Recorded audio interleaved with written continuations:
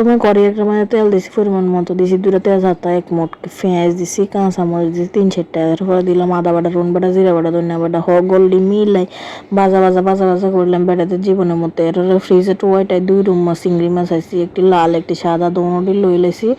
এবারে মশলাটির মধ্যে ডালে দিছি, দিয়ে এবার ভাজা করলাম, ওষুধে লবণ দিছি, দিয়ে একটু জল দিছি, হলদের গুঁড়া দিয়ে দিছি।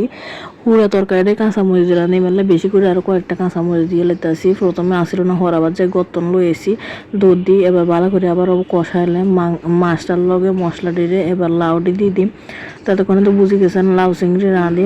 তো লাউডি একটু ছোটো ছোটো করে কাটছি, এবার দিয়ে হে মশলাটির লগে ভালো করে কষালাম, যেন একবারে ভালো করে মানে তরকারিটা এত মজা হয় এরকম করে কষাই মারিছে। এত কষাবে না, এত হওয়া দানা গটিও হওয়া দেবো আরটা এত অসাধারণ মানে মোটামুটি খানার মতো আর কি। তাই যেটা রাঁধি যেটা খাইতে দিয়ে আর কি, এর বেশি নো বা বাইরেও নো।